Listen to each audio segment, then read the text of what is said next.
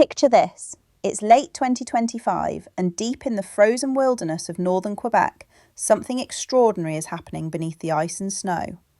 Scientists are staring at their computer screens in disbelief, watching data stream in from satellites orbiting 500 kilometres above Earth's surface. The readings are showing something they've never seen before at this scale. What they're looking at isn't just another mineral deposit. It's potentially one of the largest lithium discoveries in human history, sitting quietly in Canada's James Bay region, and it might just rewrite the rules of the global energy economy. Stay with me here, because what I'm about to walk you through changes everything you think you know about energy, transportation, and the power dynamics that have shaped our world for the past century. The discovery is called Cisco, and before you dismiss this as just another mining story, understand what's actually at stake. This single project, still in its exploration phase, is showing potential reserves of up to 300 million tonnes of lithium-bearing rock, grading approximately 1% lithium oxide. Let me put that in perspective. If those numbers hold up, if the drilling confirms what the early data suggests, we're talking about enough lithium to power hundreds of millions of electric vehicles. Enough to build battery storage systems that could stabilise entire national power grids. Enough to fundamentally alter who controls the resources that will define the 21st century. And here's the thing that should make every oil executive on the planet lose sleep. This isn't happening in some geopolitically unstable region. This isn't in a country where foreign companies face nationalisation risks, or where supply chains can be weaponised for political leverage. This is Canada. Stable, democratic, rule of law Canada. With existing infrastructure, hydroelectric power that can run processing plants with minimal emissions, and direct road access to North American markets. But to understand why this matters so profoundly, we need to step back and look at what's actually happening to oil demand right now, today, in real time across the global economy. The International Energy Agency released data in 2025 that should have sent shockwaves through the petroleum industry. Electric vehicles are now displacing approximately 6 million barrels of oil per day worldwide. 6 million barrels every single day. That's equivalent to removing the entire oil production of a major OPEC member from global demand. And by 2030, just 5 years from now, that number is projected to hit 11 million barrels per day. By 2035, we're looking at displacement of 12 million barrels daily. Let that sink in for a moment. Global demand for oil-based road transport fuels is expected to peak around 2025. Not in some distant future, this year, right now. The inflection point where oil demand for transportation begins its structural, irreversible decline is happening as you're watching this video. China alone is on track to displace half of that global oil demand reduction through its expanding electric vehicle fleet. Over 20 million EVs are expected to be sold globally in 2025, representing roughly 25% of all new car sales. In Norway, 88% of new cars sold are now fully electric. In Denmark, that number hit 56% in 2024. The United Kingdom saw EVs take nearly 30% of new car sales. These aren't marginal shifts. These are tectonic movements in how humanity powers transportation. And every single one of those electric vehicles needs something oil cannot provide: lithium. Here's where the story gets really interesting. Because for decades, the narrative around oil was simple. Whoever controlled the oil controlled global energy security. Nations rose and fell based on their access to petroleum. Wars were fought over it. Alliances were forged because of it. The entire geopolitical architecture of the 20th century was built on the foundation of oil dependency. But lithium is different, and the stakes might be even higher. Right now, today, lithium production and processing are catastrophically concentrated. 3 countries control about 85% of global lithium supply: Australia, Chile, and China. But here's the critical detail that changes everything. While Australia produces the most raw lithium ore, China controls approximately 60% of global lithium refining capacity. They process the raw material into the battery-grade chemicals that actually power electric vehicles and energy storage systems. Think about what that means strategically. China doesn't just mine lithium. They control the critical middle step, the refining, that transforms useless rock into the materials that power the clean energy transition.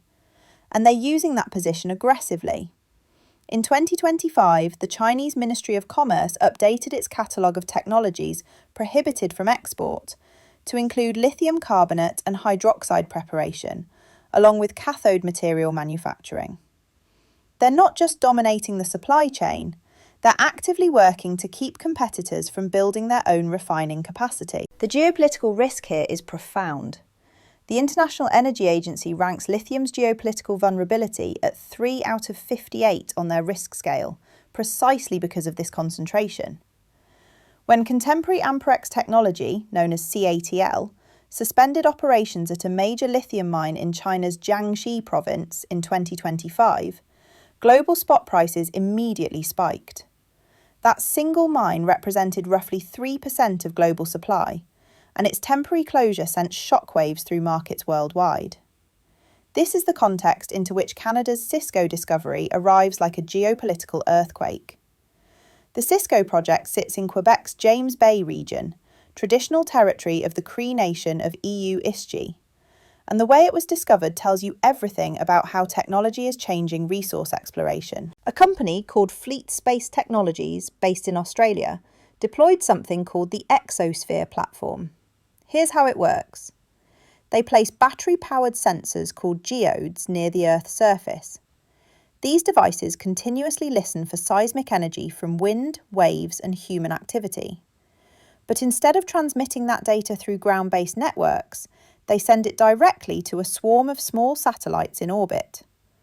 Those satellites relay the information to processing centres, where artificial intelligence algorithms analyse the seismic signatures and build three-dimensional models of what's beneath the surface. This technology is revolutionary because it lets exploration teams map potential deposits before drilling a single hole. Traditional exploration is expensive, slow, and requires educated guessing about where to drill.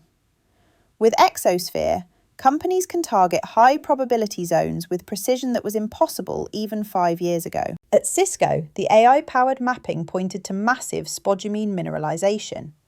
Spodumene is a lithium-aluminum silicate mineral, the primary hard rock source of lithium used in batteries.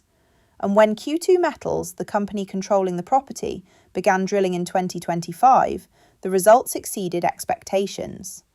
Multiple drill holes confirmed high-grade intercepts over extensive widths. One hole, designated CS25-044, intercepted 457 metres of continuous spodumene pegmatite, grading 1.65% lithium oxide. Another returned 179 metres of mineralisation. These aren't narrow veins, these are thick, consistent bodies of ore that remain open at depth and along strike, meaning the deposit likely extends far beyond what's been drilled so far. Q2 Metals mobilised a fourth drilling rig in late 2025 to accelerate exploration ahead of a planned resource estimate scheduled for the first half of 2026. The Association de l'Exploration Minière du Québec listed Cisco as a finalist for its Discovery of the Year award. Industry observers are watching this project with the kind of intensity usually reserved for major gold or copper discoveries, because they understand what's actually being discovered here isn't just lithium. It's energy independence, it's supply chain security, it's geopolitical leverage in the most important industrial transition of our lifetimes. And Cisco isn't alone. Canada's James Bay region is emerging as a global lithium district. Patriot Battery Metals has identified more than 70 lithium pegmatite outcrops at its Corvette property. Brunswick Exploration discovered undocumented spodumene-bearing pegmatites at its Elrond project. North Arrow Minerals found several new mineralised pegmatites in the Northwest Territories. Comet Lithium made a fresh spodumene discovery at its Elmer East property in late 2025, with visible spodumene crystals in outcrops averaging 3 to 7 feet in width. What we're watching unfold across northern Canada is the birth of a new lithium province, comparable in significance to Australia's major deposits or Chile's Atacama Desert brine operations, but with one critical advantage: geography. Canada sits directly adjacent to the United States, the world's second largest automotive market, and a country desperate to reduce its dependence on Chinese battery supply chains. Truck routes from James Bay to manufacturing centres in Ontario, Michigan and beyond are measured in hundreds of kilometres, not thousands. Processing facilities can be powered by Quebec's abundant hydroelectricity, which generates 61.7% of Canada's total electricity and ranks the country as the third largest hydroelectric producer globally. This means lower emission refining compared to coal-powered grids elsewhere. The Canadian federal government understands the strategic value of what's being discovered. In 2022, they released a $3.8 billion 8-year Canadian critical minerals strategy, specifically targeting increased domestic extraction and production of lithium and other battery metals. That strategy identified 6 minerals as priorities for their distinct potential to spur economic growth: lithium, graphite, nickel, cobalt, copper, and rare earth elements. And the money is flowing. Natural Resources Canada committed $9.14 million in August 2024 to 6 clean hydrogen research and development projects, including demonstrations of renewable-based production and new storage technologies. The federal government has been accepting applications under the Critical Minerals Infrastructure Fund, supporting development of infrastructure projects that enable sustainable critical mineral development. Bloomberg NEF recognised Canada as having the strongest battery supply chain potential in the world, ranking it number 1 in its global lithium-ion battery supply chain ranking in 2024. Though China reclaimed the top spot in 2025 due to lower electricity prices and advancing infrastructure, Canada remains a raw materials powerhouse with a stable investment environment that China, for all its industrial might, cannot replicate. But here's what makes this moment genuinely historic. We're not just talking about Canada finding lithium to supply batteries. We're talking about the fundamental displacement of oil as the strategic resource that defines global power. Let me walk you through the mathematics of what's actually happening. Each electric vehicle battery contains approximately 10 kilograms of lithium. That might not sound like much, but battery sizes are growing rapidly. Compact EVs now carry batteries around 30 kilowatt hours. Heavy-duty electric trucks are being equipped with batteries exceeding 200 kilowatt hours. Larger batteries mean more lithium per vehicle, and lithium use per vehicle battery increased 1.5 times by 2023 compared to earlier generations. Global EV sales continue setting records. Over 20 million units are expected to be sold in 2025. The International Energy Agency projects that demand from EVs and grid battery storage will account for 91% of lithium use by 2035. Lithium demand is expected to rise more than 5-fold by 2040 under current policy scenarios. Some analysts project global demand reaching 1.8 million tonnes of lithium carbonate equivalent annually in the near term, potentially doubling to over 1.3 million tonnes by 2030. And it's not just vehicles. Data centres are rapidly adopting lithium-ion batteries for backup power and load balancing. Google alone is using over 100 million lithium-ion cells in its data centres globally. These facilities take up half the space of traditional backup systems, while holding twice the power and lasting twice as long. As electricity demand from global data centres is projected to rise 2.5 times by 2030, battery energy storage systems are becoming essential infrastructure. Grid-scale battery storage is emerging as the second pillar of lithium demand growth. Bloomberg NEF projects energy storage installations will expand at a compound annual growth rate of 21% through 2030.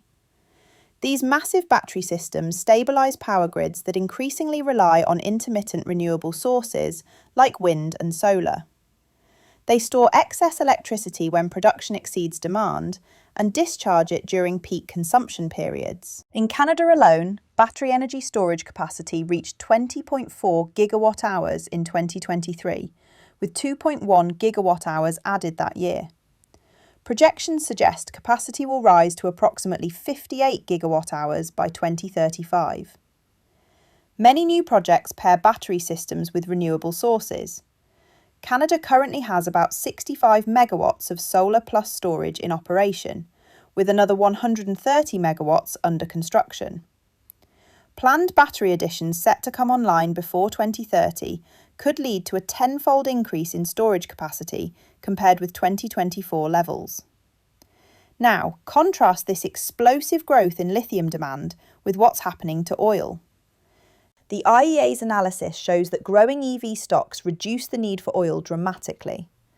The projected EV fleet displaces 6 million barrels per day of diesel and gasoline in 2030, a six-fold increase on displacement in 2023.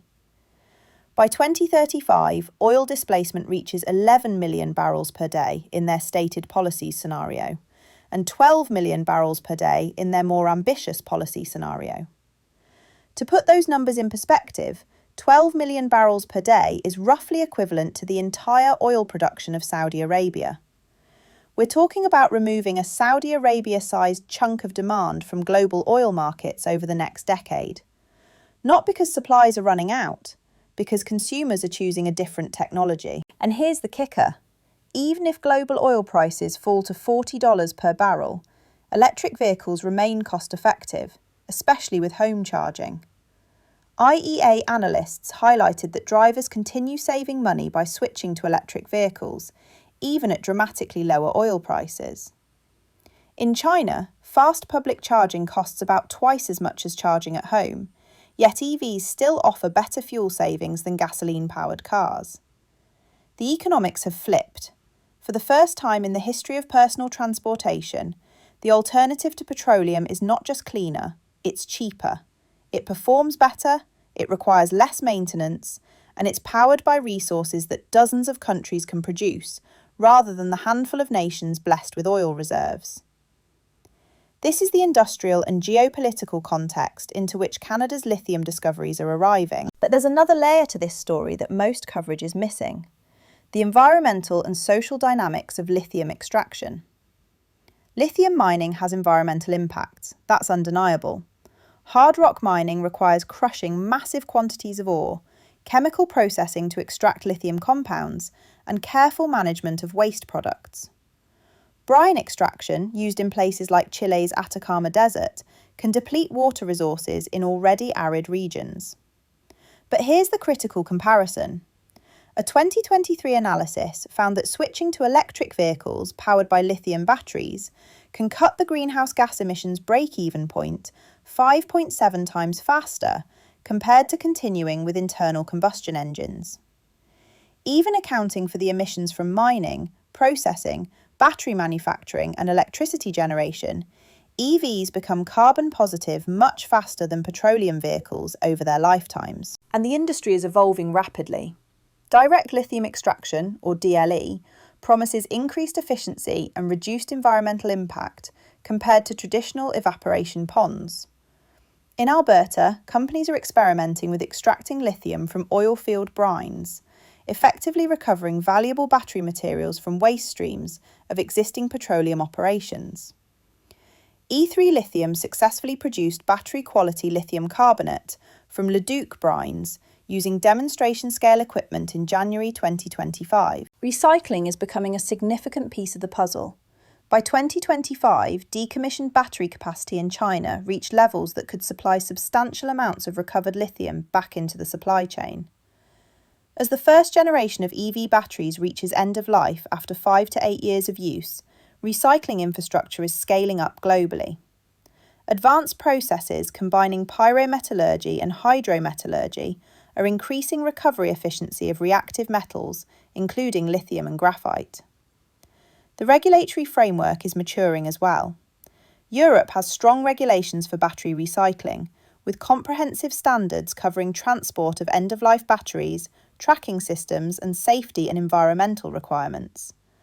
These frameworks are being adopted and adapted by other jurisdictions as the global battery industry expands. In Canada specifically, the Cisco project must follow strict environmental assessment protocols under provincial law and requires consultation with Indigenous communities. Exploration has so far relied on non-invasive geophysical methods, but any future mine development would require extensive environmental and community impact reviews. These regulatory steps are built into Quebec's permitting framework and are non-negotiable for project advancement. Q2 Metals has not released a production timeline. Current estimates remain conceptual and don't yet qualify as reserves or measured resources under Canada's NI 43-101 reporting standard, which requires detailed technical and economic analysis before reserves can be declared. The company is focused on completing its inaugural mineral resource estimate, scheduled for the first quarter of 2026. But assuming the geology continues to support the early indications, assuming permitting processes move forward responsibly, assuming markets continue demanding battery materials at projected rates, what we're looking at is Canada positioning itself as a cornerstone supplier of the single most important industrial commodity of the energy transition. And that brings us to perhaps the most important question of all. Can lithium actually make oil worthless? The answer is nuanced. Oil isn't going away entirely, at least not in our lifetimes. Petrochemicals are used in plastics, pharmaceuticals, synthetic materials, and industrial processes that won't transition to alternatives quickly. Aviation and long-haul shipping will likely continue relying on liquid fuels for decades, because battery technology isn't yet viable for those applications at scale. But here's what is changing irreversibly. Oil's role as the dominant fuel for personal transportation, the largest single source of petroleum demand, is entering terminal decline. Road transport accounts for the majority of global oil consumption, and that market is being systematically electrified. Norway's experience offers a preview. With 88% of new cars sold being fully electric and another 3% plug-in hybrids, Norway's oil demand from roads fell 12% from 2021 to 2024. As EV penetration increases across Europe, North America, and Asia, similar demand destruction will ripple through global petroleum markets. The strategic value of oil, the geopolitical leverage it provided to producer nations, the conflicts it sparked and alliances it forged, all of that was predicated on one fundamental reality. There was no alternative. Economies needed oil to function. Transportation depended on it absolutely. That dependency created power. Lithium breaks that dependency.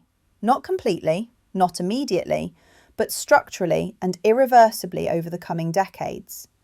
And unlike oil, which is concentrated in specific geological formations, primarily in the Middle East, Russia, and North America, lithium is geographically distributed. Australia has massive hard rock deposits. Chile, Argentina, and Bolivia control enormous brine reserves in the lithium triangle. China has domestic resources it's developing aggressively. And now Canada is emerging as a major hard rock lithium province with multiple world-class deposits in various stages of exploration and development. This geographic distribution means no single nation or cartel can dominate global lithium supply the way OPEC influenced oil markets for decades. Even China's current dominance in refining can be challenged as Western nations build processing capacity, something actively happening across North America and Europe. The United States has 34 battery gigafactories, either planned, under construction, or operational as of 2025, a massive increase from just 2 facilities in 2019. Europe's Critical Raw Materials Act aims for 40% of critical minerals used in the EU to come from local or allied sources by 2030. These are deliberate, strategic efforts to diversify supply chains away from single points of failure. Canada's lithium discoveries fit perfectly into this reconfiguration of global supply chains. They offer Western manufacturers access to high-quality lithium resources in a politically stable jurisdiction with strong rule of law, environmental standards, and existing trade relationships. The Canadian Critical Minerals Strategy Annual Report from 2024 noted that since 2020, automotive and battery manufacturers have announced investments exceeding $40 billion in electric vehicle production and battery supply chains. These aren't speculative bets. These are major industrial commitments by companies including General Motors, Ford, Stellantis, and others that see the writing on the wall. The transition is happening. The only question is who positions themselves to benefit from it, and who gets left behind clinging to the old paradigm. So where does this leave us? Canada has discovered, or is in the process of confirming, lithium deposits that could rank among the largest in the world. The Cisco project alone shows potential for hundreds of millions of tonnes of lithium-bearing material, with grades that make economic sense to mine and process. Dozens of other projects across Quebec, Ontario, the Northwest Territories and other provinces are advancing through exploration and development. Global lithium demand is projected to grow more than fivefold by 2040, driven primarily by electric vehicles and energy storage systems. That demand growth is coinciding with aggressive efforts by Western nations to reduce dependence on Chinese supply chains and secure domestic sources of battery materials. Oil demand for transportation is peaking right now and will enter structural decline as electrification accelerates. Millions of barrels per day of petroleum demand are being displaced annually, and that displacement will only accelerate as EV adoption spreads and battery costs continue falling. The geopolitical architecture of the 21st century will be built on access to lithium, rare earths, graphite, nickel, cobalt, and other battery metals, not oil and natural gas. Nations that secure reliable supplies of these materials and build domestic processing capacity will hold strategic advantages. Those that don't will find themselves dependent on others for the technologies that power modern economies. Canada is positioning itself on the winning side of that transition, not through luck, but through deliberate policy, strategic investment, and the simple geological fortune of sitting atop some of the richest critical mineral deposits on the planet. Will lithium make oil worthless? In the literal sense, no. Petroleum will retain value for specific applications for decades to come.